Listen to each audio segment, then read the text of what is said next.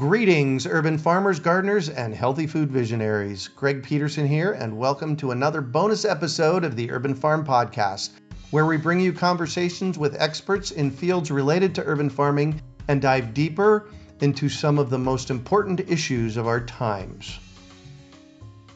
Nature doesn't waste energy, and by using these natural cycles to work in our favor, we can harvest both plants and fish. Let us teach you how. Just text Grow Fish to 33444 or visit iwanttogrowfish.com and you will receive our free webinar on how to grow your own fish-powered garden. Today on the bonus podcast, we have a previous podcast guest, Brendan Gaughran, to discuss healthy living in a toxic world. Welcome everybody. Greg Peterson coming to you from the Urban Farm in the heart of Phoenix, Arizona. And today we have Brendan Gaughran to talk about nutrition, liver, and gut health, and how that all applies to growing our own food. Brendan holds a degree in molecular biology from the University of Connecticut and his MBA from Bentley University. He has spent 15 years in the healthcare field and was an executive for a major nutraceutical manufacturer before starting multiple companies of his own, the latest being LiverMedic. He conducts health lectures to both physicians and the public. His research focuses primarily on gut health, liver health, endocrine system, adrenal fatigue, and optimum diets. Welcome, Brendan. Hey, thank you very much. I appreciate being on your show and getting to hear your listeners.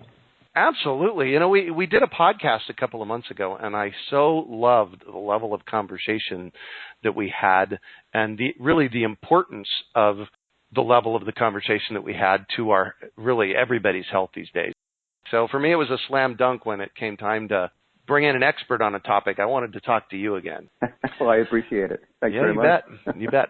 I have a question, and it's really more of a ponderance for you. And I've said this for years, and I've also talked to multiple doctors and nutritionists about this and kind of gotten their buy-off on it. And when I say doctors, I mean actually medical doctors. And what I say is that there's three things in our culture that cause 100% of the disease. I know that's a bold statement, but I really feel like it's the case. And those three things are lack of nutrition in our food, environmental toxins, and stress. I'm just going to jump in and ask you for your thoughts on that. I would say that I completely agree with that. There's absolutely nothing that you just asserted that I would disagree with. And you sort of listed the things that I typically discuss: liver health, adrenal fatigue, inflammation, all those things that we typically think about when we are concerned with metabolic syndrome. Mm-hmm. That is the ball game. Those three things that you mentioned is pretty much what's going on. So just real quickly, I'll just highlight these things and sort of kind of reiterate the reasoning behind your assertion being absolutely 100% correct. Uh-huh. The diet, the sort of the standard American diet we talked about before, the SAD diet, right? Yeah. That ends up sort of, that changes the whole microbiome. And when you change the microbiome, and that's a fancy word for basically the bacteria that you were given at birth, these friendly bacteria, and again, let me remind the listeners, we are 10 to 1 bacteria to cells. Wow. So we need these bacteria and yeast in our body. They have a symbiotic relationship with us. They break down nutrients into smaller constituents. Those are the things that our body recognizes and utilizes. Uh-huh. So it's a very vast and complicated network to the point, to the degree that we hardly are sort of scratching the surface as to how complicated this community is. So when we go ahead and we throw toxins and antibiotics into the mix, antibiotics, anti-life, you are killing the bacteria that are helping. And if the listeners can kind of conceptualize this, when you're throwing antibiotics or toxins that get rid of or diminish the beneficial bacteria, which has created a balanced community within your digestive tract, there are opportunistic bacteria and parasites and other organisms that move in. I mean, that makes sense, right? So if you're in a beautiful city and you decide you're going to, I don't know, completely change the tax structure or something else, a plant ends up leaving that was a bulk of the middle class. What ends up moving in there are residents that you may or may not be able to keep the place up. And that's right. exactly what happens in the microbiome. You have to be eating clean. You have to be eating non-GMO. You have to be staying away from pesticides and herbicides. And that includes other personal health care products and, where other toxins reside, to keep those toxins away from your body, to make sure that the microbiome is properly balanced. And when it's out of balance, you have things that pop up like C. diff. There's probably a few listeners that recognize that bacteria because that causes a lot of problems, especially when people have things like SIBO, which is small intestinal bacterial overgrowth. And again, these are just fancy terms for dysbiosis. So what these things do in the end are create leaky gut. And leaky gut allows things to leach into the system. Right. That creates inflammation, which is an artificially aging process, which the body does not like. That increases your cortisol level, which decreases your ability to handle stress. And one thing feeds into another. You've got a stressful job, stressful life. That decreases your ability to handle these things, handle the toxins, handle changes.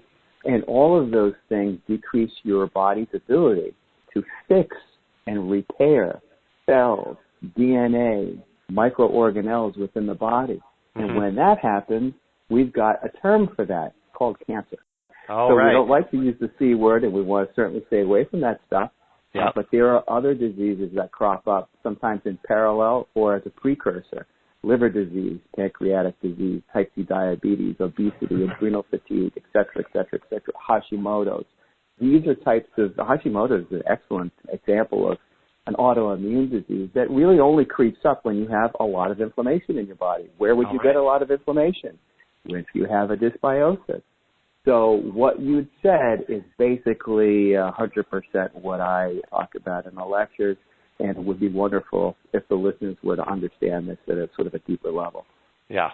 What I said, and I said this today to a reporter that was here at the house at the Urban Farm, I said, it's what you put in and what you put on. We really have to be ultra conscious about what we're putting in and what we're putting on.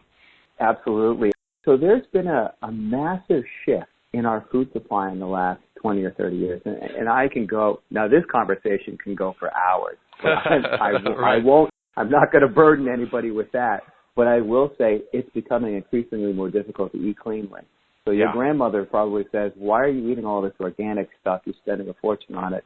That's kind of either you do that or you grow a garden in your backyard. And those are really your only options because what's happening is a massive consolidation in the food industry. And the food industry has partnered with the chemical industry, and they've found out that chemicals are more profitable than food. That's not a good thing for our health. So that's kind of what's going on. Exactly. Really what I want to kind of address today is twofold: increasing nutrition and decreasing and eliminating environmental toxins. So let's start with increasing nutrition. What and how? Boy, that's a great question. Now, again, I have hammers, so I see everything as a nail. So I believe that people have to be eating low sugar, low carb diets, a lot more produce, clean fats. So that's the basis of it. So like all the things that we talk about, you can kind of almost throw them out the window if you don't have those sort of fundamental building blocks. The body is driven off of the most efficient use of energy is driven off of a ketogenic diet.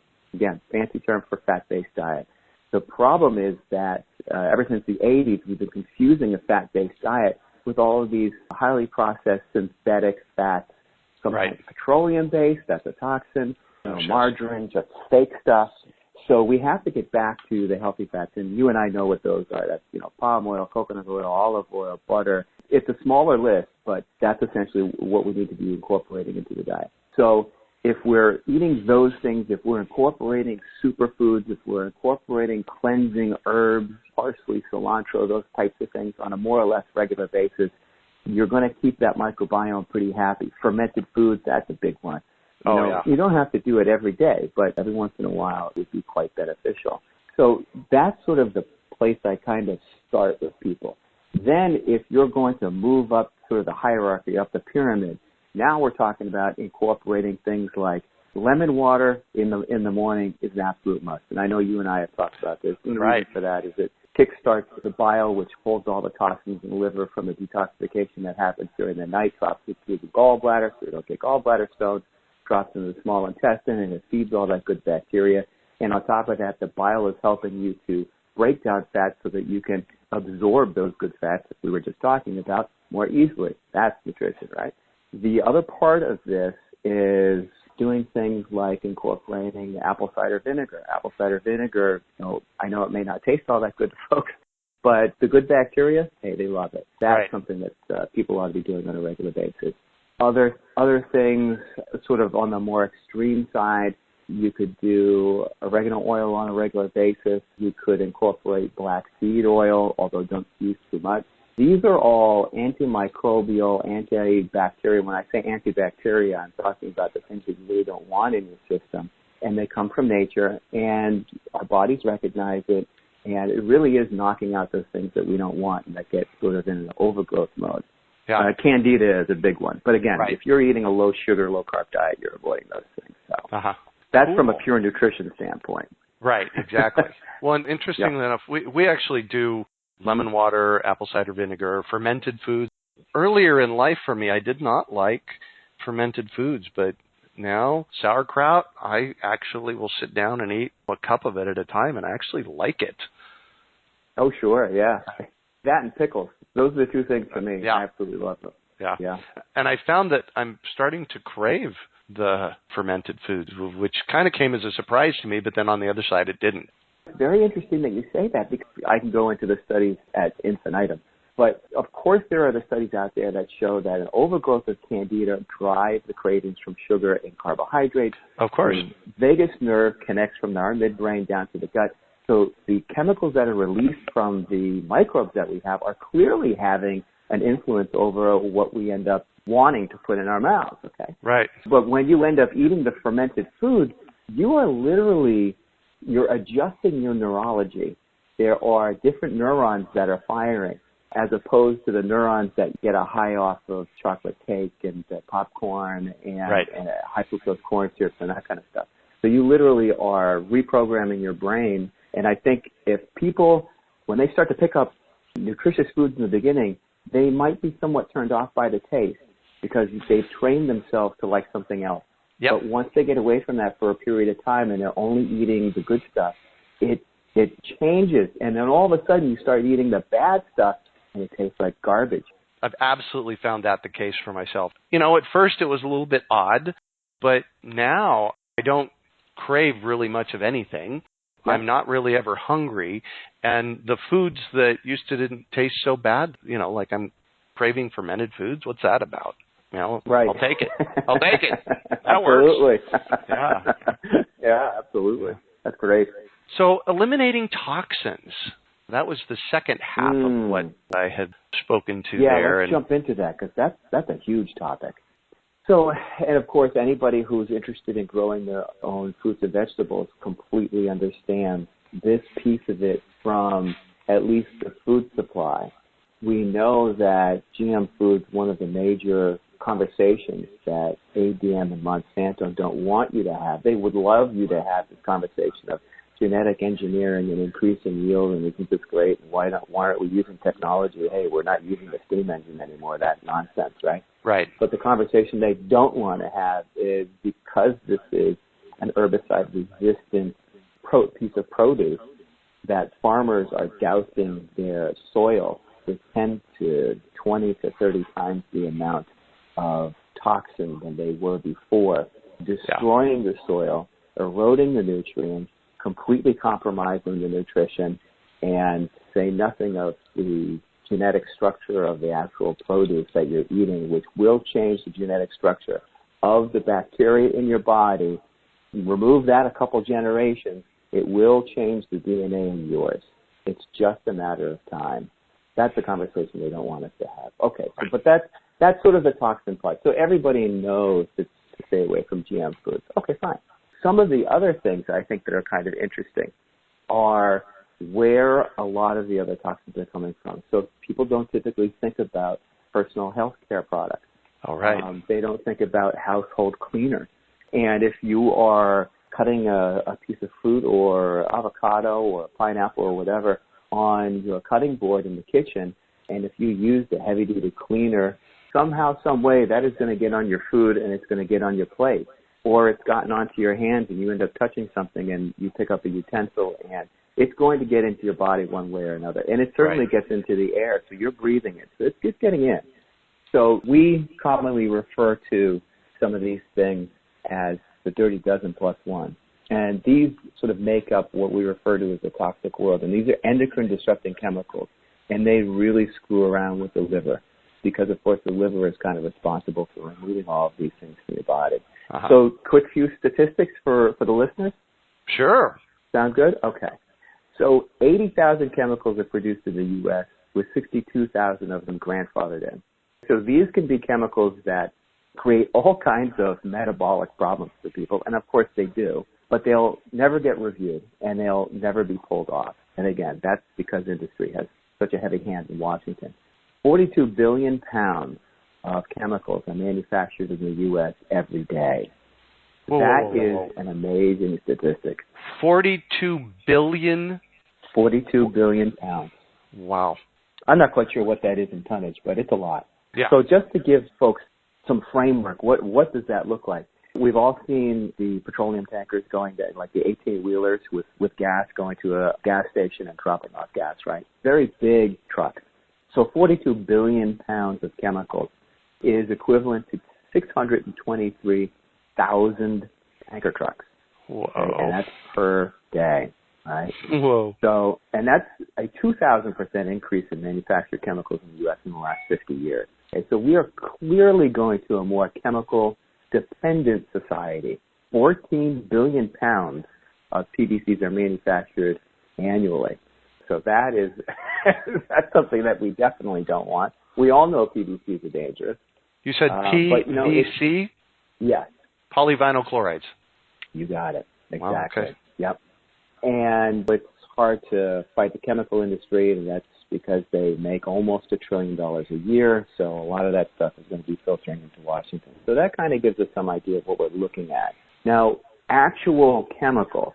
And I know for the listeners, you and I talked about this before. For the listeners, they don't have to write these things down because I'm going to throw them out rather quickly. And I think there's going to be a link back to this article anyway so that they can just follow that logic. So this is what we call the dirty dozen plus one. Everybody knows about BPA, bisphenol A. They probably are less likely to know about is bisphenol S. But essentially, it's the same type of chemical structure. They're used in plastic containers. They're used with linings of cans. So and especially dangerous when you're picking up any kinds of fruit that's or produce that's acidic, because the acid will strip the lining right off and go right into the food. That's one of the reasons why you shouldn't be buying canned tomatoes unless it says BPA free or PS free. Okay, so that's a really important one. And okay, of course, again, these are endocrine disrupting chemicals. And for those folks out there that are not quite sure what that means this chemical gets into your body and starts either mimic a hormone, throwing the body off, or interrupting the entire endocrine system, throwing a whole list of other hormones off. And the hormones obviously are sort of the superhighways of the body and could create all kinds of disease as a result. The other things, again, we'll go dirty dozen plus one here, dioxin, and that's typically found in sanitary pads. And a lot of folks we're talking about, it's BT toxin is in cotton. And people don't think about, well, it's a GMO crop, who cares, I'm not eating the cotton. Well, if you're putting on underwear or you're using sanitary pads, that's going right into your body. Right. Ultrazine, which is a GMO pesticide, it's found in groundwater near farmland. Phthalates, again, it's in plastic bottles, deodorants, shampoos, fragrances. The little thing that you plug into your outlet and it releases those nice-smelling fragrances. Yep. Those are phthalates, and they're not healthy for you. Go back to the essential oils if you can. Arsenic, which of course leaches into drinking water. Lead, which makes up makeup and fragrances and lipstick. So especially for the women out there, you need to take a really close look at what you are putting on your face in the morning. Mercury is in mascara, right? Organophosphate pesticides, those are insecticides, and they seem to be everywhere. Fire retardants, those are mainly in construction materials and furniture. But again, you know, we see them a lot in electronics too. So if you buy new electronics, you buy new furniture, it's got that weird smell to it. Yep. Those are endocrine disrupting chemicals. Okay, Yeah. they slowly leach into the air, and it takes about 2 or 3 years for that leaching to stop. Glycol ethers, those are cleaning compounds, liquid soaps, and cosmetics. Perchlorate, bleach, fertilizers, and often found in groundwater, which makes sense. PFCs, again, cleaners, toothpaste, and shampoos, and parabens, so plastics, fragrances, and cleaners. And so those are the things we need to stay away from. I oftentimes tell people that when you pick up a bottle of water, make sure that the plastic, the water is in, the plastic bottle is nice and rigid, because the more flexibility it has, the more plasticizers are in there, the more leaching takes place. 10, 11, 12, 13, 14. So I got 14 of them down. Okay, so well. I guess I got one more than your dirty dozen plus one. Oh, I put BPAs and BPS in the same category. Very good. We can extend it. Yeah, no kidding. All right, so that is one hell of a list that you just gave me. What am I supposed to do with that? How do I... Right. Yeah. Where do I go? I gave you all the bad news. Let's start with the good news, right? Okay. Yeah. There are a lot of cleaners out there. You take a look at the ingredients on there and you see something that's 14 letters long, you should stay away from it, right? There are a lot of toothpastes and shampoos out there that say that they're natural. Natural doesn't mean anything. Get things that are organic. Get them essential oil based. Clean your house with baking soda and vinegar. I do it myself. It gets things very clean. You can use bleach if you'd like for certain, hard to clean areas. So that takes care of almost all of your cleaning needs. And we're not talking about expensive ingredients either. You could buy this stuff by the pound for a few bucks. Yeah. Right? So I think, again, that the industries have convinced us we need these really harsh, chemically laden, endocrine disrupting chemicals in order to clean our house. It's dangerous. It's avoidable. So just avoid it. When you take a look at toothpaste, I know a lot of people who pick up, say, Tom's toothpaste. I'm like, well, I know this is clean. It's not. They were picked up by Colgate, and there's all kinds of stuff in there now that I would never end up putting in my mouth. And again, you're putting it in your mouth. So it's being absorbed at a high rate, and a lot of times you're swallowing parts of that stuff, and it's doing damage. I use earth paste. I'm not a salesperson for them. I take no commission. That's a good one. The base cleaner in that is volcanic ash, and the minerals in there actually benefit the dentin on your teeth. So I feel like I'm doing a lot of things that are good. I suppose you can ingest it. I guess it would be okay. Yeah, that's not going to bother you. It would be okay. Yeah, I don't know if it would be beneficial necessarily, but it certainly would be okay. So, those are the types of things. You need to look at everything that you come in contact with. The lotions, that's a big one. Go pick up the lotions in your house and take a look at all the ingredients in there. A lot of them are, laden with stuff that you should be doing. I find PEG in those things, polyethylene glycol. Those are things that absolutely do not belong in the body and create havoc on the liver. Now, there's an app out there. I'm racking my brain as you're talking about this for healthcare products is it the EWG that has an app out there for what's in the chemicals? Oh, they are fantastic. Yeah, they're fantastic. Now, I know that recently they came under fire because I think the Trump administration had made some comments about them or something. So they're in the news. So hopefully people know who they are. I believe they're a nonprofit. They do independent testing. And I will say that I have yet to find any of the studies that they have conducted that haven't been 100% correct. And I don't see any conflicts of interest in there. I'll let you know if that starts.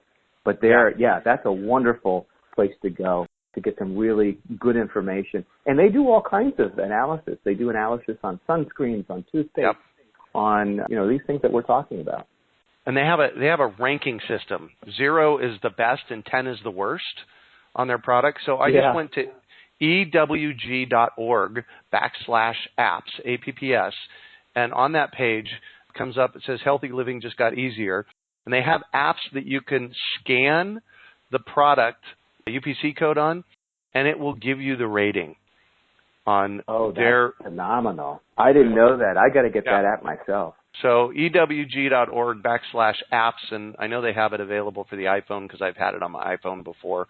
That's actually one that Heidi uses a lot for deciphering what's in products, and because it kind of starts to educate us on what's in the stuff and do we really need to be consuming that? Yeah, right. And you know what? It can be mind-numbing. So that's a great app to be. And I mean, we don't typically walk down the aisle with an organic chemist. And even if you did, you'd spend all day in the aisle. So that's a great app for folks. Exactly. So the apps for education. I absolutely love that. Let's actually, where I want to go next, and I suspect LiverMedic addresses this to a certain extent, and I'd like to talk about that. We've started eliminating the toxins from our space, but we live in a toxic world. And, we have all of these chemicals and the stuff that's in our body. What do we do about that? Right. And I think that we're getting into this discussion about sort of anti-aging. Well, what is aging? Aging is really the breakdown of what you were given at birth. And how does that stuff break down? It breaks down because we incur a higher level of toxins that our body can really filter out. But it's not, our bodies are incredible instruments. They are able to regenerate. Every 7 years, the cell in the body regenerates. We are able to filter things out. So it's just a matter of believing that food be thy medicine and medicine be thy food. Yeah. So if we focus on foods, and in certain cases we focus on both education and supplements, supplements sort of put you on, we like to say, we put you in sort of the fast lane when you need to get out of a situation that is detrimental, and then you can get back to eating healthy and maintaining a healthy lifestyle, sometimes without them. That's sort of the direction that we like to see people go in. Inside of your LiverMedic company, I'm on your website. You have two right on the front. One is Liver Detox. So we're getting back to the anti-aging. Yes, right. Gut cleanse, yeah. So again, if everyone was eating healthily and exercising and doing all of the proper things, you'd never need any of the supplements that we put together, nor would you really need to be reading any of the articles that we put up, and that would be fine with me. Unfortunately, 1 in 3 people in this country have liver disease, fatty liver.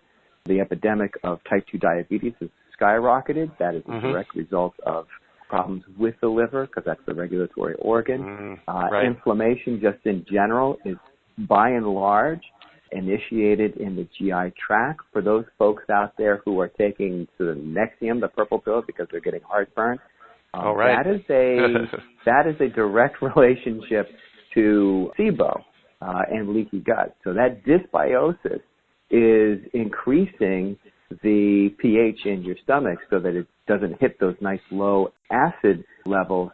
It won't engage the pyloric sphincter, and stomach acid goes right up the esophagus and creates problems. So you take the purple pill to neutralize the stomach acid so you don't feel the pain. That creates more of a problem, creates more SIBO, creates more inflammation. We've got adrenal fatigue now. So you get caught. And what we're trying to do is, for those folks that are caught in this and things are getting worse, and doctors, especially the conventional ones, are saying, this is just part of aging. I've got another pill for you. We're trying to educate folks and say, that's not the way it goes. Don't take another pill. It's making things worse. Let's go the natural route. We can unwind this thing, but you need to sort of stay the course and stay on a specific regimen. So that's kind of the discourse that we discuss on LiverMedic. So we have, and when we first started out, we were only focused on the liver. I mean, we knew the fatty liver was a big problem. Right. And it wasn't driven by alcohol anymore. 75% of it is non-alcoholic. It's driven by food. So the things that we were talking about before, that's creating it. Right. So look, we stuck with the liver, and we made a couple of products, the red palm oil and the hepatidin, which were getting great results in the labs. The physicians, the functionals, the integrative physicians, naturopaths were using this on their clients. And the liver enzyme counts were coming way down, which means that liver cells weren't dying anymore, and there was regeneration taking place. Oh, perfect. Nice. That's exactly what we want. Right. The problem was they were coming back to us and saying, look, you've only solved one of the problems, because as soon as they come off the product, they're going back into that disease state again. So we had to figure out, well, what's the precursor for this? We knew it was leaky gut. Well, how do we resolve that? And the physicians were saying, look, you've got to get rid of this dysbiosis issue. It's candida overgrowth. It's pathogens. It's biofilm. To which I said, what's biofilm? Right, exactly. So you should tell us what that is, because I'm familiar with it. Sure. So biofilm is there's a mucosal lining in the stomach, and there are pathogens, there are parasites, there's metals, there's candida, there's all kinds of stuff that's sort of sitting in there. And alone, our own immune system can pretty much take care of it, provided it doesn't get into a massive overgrowth. Well, what happens is, over time, they have a tendency, like the enemy of my enemy is my friend. Well, right. This is the opposite. So these enemies end up finding each other, sort of balling up, and they're able to shield themselves from our own immune system, the IgA. And when they do that, they form double bonds, thanks to the metals involved. Those are ionic bonds. They cannot be broken. The only thing that breaks ionic bonds are very strong, naturally occurring enzymes. Yep. So we had to throw a serrapeptase into the mix. That's the best one out there. The one's enteric-coated, the one we make, and the enteric coating is obviously non-toxic, which is not the case with a lot of serrapeptase out there. Right. So serrapeptase, we have to throw that into the mix, and then, of course, we have Candida complex, and Candida complex takes care of Candida and a lot of other pathogens because it has black walnuts and wormroot in there, and those are the things that go after not only Candida, but a lot of the other stuff that we don't want. So when we throw those things into the mix, then the physicians are coming back and saying, this is good. We're taking care of, oftentimes if people have C. diff overgrowth, takes care of that.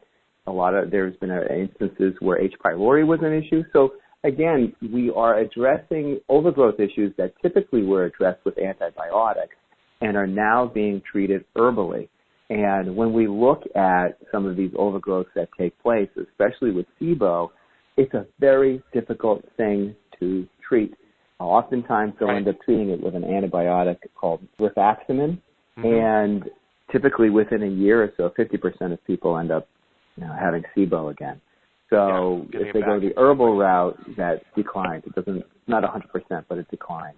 So when we're talking about inflammation and we get the dysbiosis under control, you no longer have the leakage through the gut lining. You're not spiking up the immune system. That means the cortisol levels are normal. You're not stressing your adrenal glands. That means you can handle stress better. You're not interrupting your sleep because that cortisol is not being secreted far into the afternoon and the evening hours. For folks that have Hashimoto's disease, that means that the autoimmune response goes down quite a bit. For those folks that are suffering from slower metabolism, they think that's probably an aging thing, and to a certain degree it is, but to a vast degree it is not. What's taking place is the cortisol is negatively impacting your metabolic rate. So when we bring that back into balance, your metabolism goes up a bit. This is a positive feedback loop. That sends a message to the digestive tract that it can start speeding up the muscle contraction again. And that makes sure that the underdigested food or the food that's being digested in the digestive tract doesn't sit there for long periods of time feeding the bad bacteria. Right. So there's a number of things we're doing here to increase health. Cool. So your website, I'll just throw this out, livermedic.com. It's a great website, and there's great information there. Thank you for that. No problem. And I will say that in the coming months, we're going to try to start a nonprofit. I'm going to go ahead and write a book because that's one of the things that people keep on telling me. Hey, what? Your information is great. I need to be able to bring home and read it. But okay, I'm getting the message. So we're going to do that. But the real purpose of this is to bring physicians and holistic healers on that know a heck of a lot more than I do. And I know, I'm spitting out a lot of things to the listeners that they may not know. But again, I listen to the folks that know more than I do, and I think that it would be great to be exposed to that kind of stuff. So anyway. Yeah, exactly. You've used this term a couple of times since we started, and I kind of want you to address it so that people get an understanding of what it is. And let's not spend a lot of time on it, but you said metabolic syndrome. Mm-hmm. Oftentimes physicians will, they'll have somebody come into the office and they'll take a look at them and say, you have metabolic syndrome. And it sounds terrible, but essentially what it is it's a cascade. This is the cascade that we were just talking about. Mm-hmm. So poor diet, dysbiosis, leaky gut, inflammation, those toxins flow into the body. They stress the liver. You have fatty liver now. That ends up making the individual pre-diabetic or have type 2 diabetes, all of the toxins and probably increased amounts of sugar in the system create increased amounts of cholesterol. That increases those. Some of those are major indicators for increased blood pressure. You get cardiovascular issues as a result. And because you have leaky gut, a lot of times you'll end up, some of these things will pass the blood-brain barrier and cause cognitive issues. And it will throw in adrenal fatigue in there too, obviously. So that is sort of the classic metabolic syndrome. So if a doctor ends up saying that, he's put together a lot of different pathways, and you really do need to address them right away. Yeah. And we address them by what we put in and what we put on, right? You got it. Exactly. Yeah. It comes back to the basics. Mm-hmm. Exactly. There was something else that you said earlier that I kind of wanted to retouch back on. And one of my team members, her name is Taylor. She's in her mid-20s. And she and I were having this conversation the other day. And the conversation went like this. Taylor's 25. And I have surmised that we have had a polluted food system for about 25 years. 25, maybe 30 years. So Taylor has spent her entire life with this. Me, on the other hand, I'm 55. I've essentially had half of my life in this process of bad food, bad toxic chemicals. My mom, who is 81 now, has only spent about a third of her life in this mess of the food system, bad food, lots of chemicals. And what I really proposed to her was that the youngers, the millennials, the people that are in their teens and 20s are going to have to be much more cognizant of what they're putting in and what they're putting on because they've had it the whole time. Yeah, that's a great point. You're right. So my 92-year-old grandparents are living without being particularly diligent about what they eat because they had a good 40 or 50 years where they weren't exposed to these things.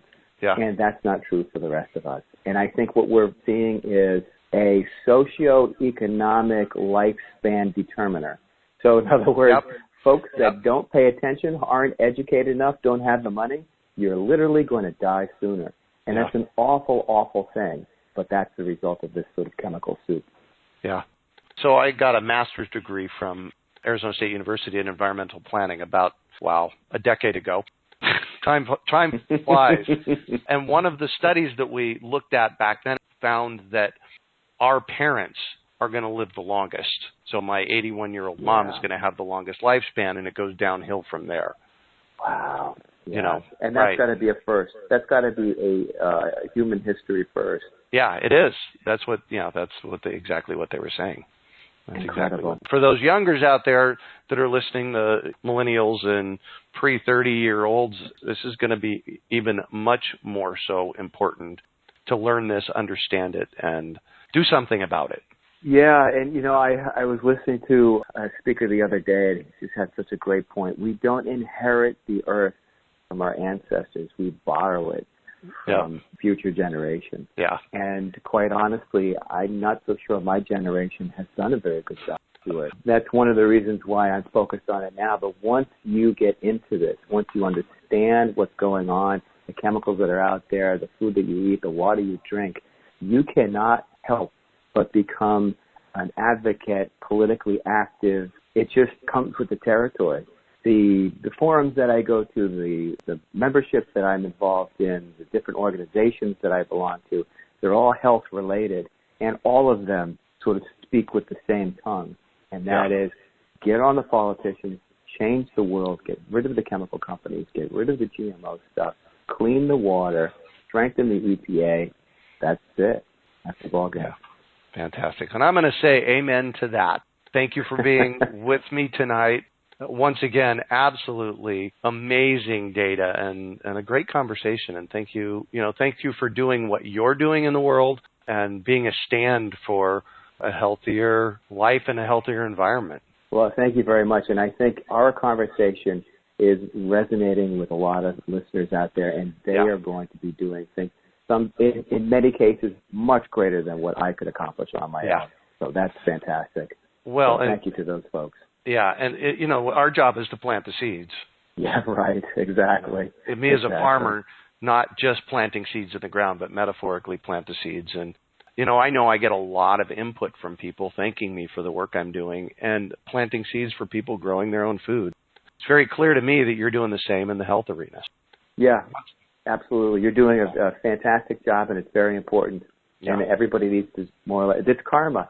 It's karma. Yeah, and, there you go. It's the ripple in the pond. It's good stuff. Well, thank you, and thank everybody for listening. Thanks for joining us tonight. Nature doesn't waste energy, and by using these natural cycles to work in our favor, we can harvest both plants and fish. Let us teach you how. Just text GROW FISH to 33444 or visit iwanttogrowfish.com and you will receive our free webinar on how to grow your own fish-powered garden. We hope you enjoyed today's episode of the Urban Farm Podcast. Remember to listen 3 days a week for tips, advice, and resources to help you on your journey with urban farming. You can find us on the web at urbanfarm.org or send us an email to podcast@urbanfarm.org. In the words of Vincent van Gogh, great things are done by a series of small things brought together. Be encouraged that with each lesson learned and skill developed, you are one step closer in the direction of your dreams.